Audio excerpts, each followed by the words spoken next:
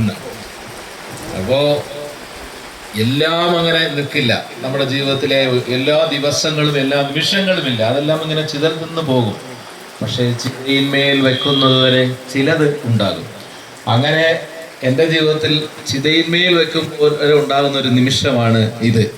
ഈ നിമിഷം സമ്മാനിച്ചത് ഗോപിനാഥ് മുതുകാട് എന്ന് പറയുന്ന മലയാളികളുടെ പ്രിയങ്കരനായ സാംസ്കാരിക സാമൂഹിക പ്രവർത്തകൻ, മഹാപ്രതിഭയായിട്ടുള്ള മജീഷ്യൻ, വലിയ സാംസ്കാരിക പ്രവർത്തനത്തിന് ഉദാഹരണം, ജീവിതം കൊണ്ട് ഉദാഹരണം നൽകിയ പ്രിയങ്കരനായ മുതുകാട് സാറാണ് ഞങ്ങൾക്ക് ഈ അവസരം ഉണ്ടാകുന്നത്. ഞാൻ ഇവിടെ നിൽക്കുന്നത് എനിക്ക് കിട്ടുന്ന ഒരു അംഗീകാരമായിട്ടാണ് ഞാൻ നിൽക്കുന്നത്. എൻ്റെ ഒരു ത്യാഗമോ അല്ലെങ്കിൽ ഇവിടെ വരെ കാട്ടാക്കടയിൽ നിന്ന് വരുന്ന അതൊരു ഒരു കാര്യമേ അല്ല. അതിനൊന്നും ഒരു തരത്തിലുള്ള സ്ട്രെയിനോ ഒരു തരത്തിലുള്ള കാര്യമോ എനിക്ക് വന്നിട്ടില്ല. അതുകൊണ്ട് അതുമായിട്ടൊന്നും എനിക്ക് അതൊരു ബന്ധം. ഞാനിവിടെ വരുന്നത് ഇത്ര ബൃഹത്തായ ഒരു വലിയ പ്രസ്ഥാനത്തിൻ്റെ ഒരു ചെറിയ കണികയാകാൻ കിട്ടിയ അവസരം എന്ന നിലയിലാണ് ഈ മക്കളോടൊപ്പം എനിക്കിവിടെ നിൽക്കാൻ കഴിയുന്നത്. ഒരു പക്ഷേ അതെൻ്റെ വാക്കുകൊണ്ട് എനിക്ക് കിട്ടിയ ഒരു അവസരമായിരിക്കാം.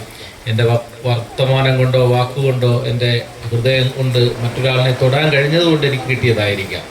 ചിലരുണ്ട് നമ്മൾക്കു ചിറകാണവർ, ചിലരുണ്ടു നന്മയ്ക്കു തണലായവർ. അങ്ങനെ ചിലരുണ്ട്, ചിറകാകുന്നവർ, നമുക്ക് തണലാകുന്നവർ, ഒരു വെയിൽ പാടത്ത് തണൽ വൃക്ഷമാകുന്നവർ. അങ്ങനെ ഒരു വലിയ തണൽ വൃക്ഷത്തിൻ്റെ അടയാളപ്പെടുത്തലിൻ്റെ ഭാഗമായിട്ടാണ് എനിക്കിവിടെ വരാൻ കഴിയുന്നത്. ഈ രണ്ട് മക്കളെ സംബന്ധിച്ച് നമുക്ക് പറയേണ്ടത്, നമ്മുടെ സ്വന്തം മക്കൾ ഇവിടെ ഇരിക്കുന്ന എല്ലാ അച്ഛനമ്മമാരാണ്. നിങ്ങൾ നമ്മുടെ മക്കൾ ആണ്. ഇവർ നാളെ മുതൽ നമ്മുടെ സ്വന്തം മക്കളാണ്.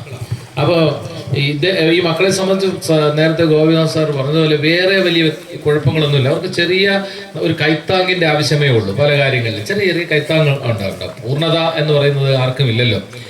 നമ്മളിൽ ഈ ഭിന്നശേഷി അല്ലെങ്കിൽ എന്താ പറയുന്നത്, വികലാംഗം എന്ന് പറയുന്ന വാക്ക് അത് വളരെ ശരിയായ ഒരു വാക്കാണെന്ന് എനിക്ക് തോന്നുന്നില്ല. പൂർണ്ണതയുള്ളതായിട്ട് ലോകത്ത് ആരുമില്ല എന്ന് നമ്മൾ അറിയണം. നിങ്ങൾ ആലോചിച്ച് നോക്കൂ, നിങ്ങളിലുള്ള വൈകല്യങ്ങൾ എന്തൊക്കെയാണെന്ന് നോക്കൂ. വികലാംഗർ എന്ന് നമ്മൾ വാക്ക് ഉപയോഗിക്കുന്നതിന് നോക്കൂ. വികലാംഗരല്ലാത്ത ഈ നിൽക്കുന്നതിൽ ആരെങ്കിലും ഉണ്ടോ? ഒരാളെങ്കിലും ഉണ്ടെങ്കിൽ അയാൾക്ക് കൈ ഉയർത്താം. ഞാൻ വികലാംഗൻ അല്ല. ഈ അംഗം എന്ന വാക്കെന്ന് പറയുന്നത് നമ്മുടെ അവയവം എന്നുള്ള അർത്ഥത്തിലാണെങ്കിൽ നമ്മുടെ അവയവങ്ങൾ എന്ന് പറയുന്നത് വ്യത്യസ്തമാണ്. ഭൗതികവും അഭൗതികവുമായ അവയവങ്ങൾ അടങ്ങിയതാണ് മനുഷ്യ സ്വരൂപം എന്ന് പറയുന്നത്. നമുക്ക് കാണാൻ കഴിയുന്നത് മാത്രമല്ല അവയവം. ഇപ്പൊ മാർക്സ് എന്ന് പറയുന്ന മഹാനായ ചിന്തകൻ, അദ്ദേഹം പറഞ്ഞിരിക്കുന്നത് ഈ പ്രകൃതി എന്താണെന്ന് അദ്ദേഹത്തോട് ചോദിച്ചു. അദ്ദേഹം പറഞ്ഞത് എന്താണെന്നറിയോ? മനുഷ്യ ശരീരത്തിലെ അല്ലെങ്കിൽ ജീവനുള്ളവയുടെ ശരീരത്തിലെ കാണാൻ കഴിയാത്ത അവയവത്തിന്റെ പേരാണ് പ്രകൃതി എന്നാണ്. അപ്പോൾ നമ്മളെന്ന് പറയുന്നത് നമുക്ക് ദൃശ്യവും അദൃശ്യവുമായ ഒരുപാട് അവയവങ്ങൾ, അതിൽ പലതിലും നമ്മൾ വികലാംഗർ ആണ് എന്നുള്ളതാണ്. അത് നമുക്ക് ചിലതൊക്കെ അറിയാൻ പറ്റുന്നു, ചിലത് അറിയാൻ പറ്റുന്നില്ല എന്നേ ഉള്ളൂ. അദ്ദേഹം മാർക്സ് പ്രകൃതി എന്ന് പറയാൻ കാരണം എന്താ?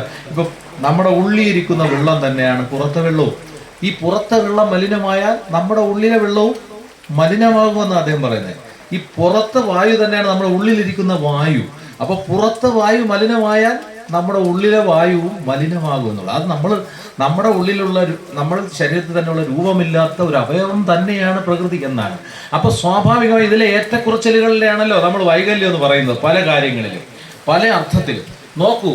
നമ്മളിപ്പോ ഈ വയനാടിലെ ആദിവാസികൾ, ഈ ആദിവാസികൾക്ക് വേണ്ടി സ്വതന്ത്ര ഇന്ത്യയിലെ കേരളത്തിന്റെ സർക്കാർ, കേന്ദ്ര ഗവൺമെന്റുകൾ ഇത്ര കാലം ഉണ്ടാക്കി കൊടുത്തിരിക്കുന്ന പണത്തിന്റെ അളവ് നിങ്ങൾ കണക്കാക്കി നോക്കൂ. ഇന്ന് ഈ ആദിവാസി മേഖലയിലെ സഹോദരങ്ങളെല്ലാം ഏറ്റവും ഉന്നതിയിൽ ജീവിക്കാൻ കഴിയുന്നതിനും അപ്പുറമുള്ള പണം ഈ ആദിവാസി മേഖലയിൽ ചെലവാക്കിയിട്ടുണ്ട്. നിങ്ങളൊന്ന് സാമൂഹ്യ പ്രവർത്തകർ, രാഷ്ട്രീയ പ്രവർത്തകർ പഠിച്ചു നോക്കും. അവിടെ അതെന്ത് ചെയ്തു?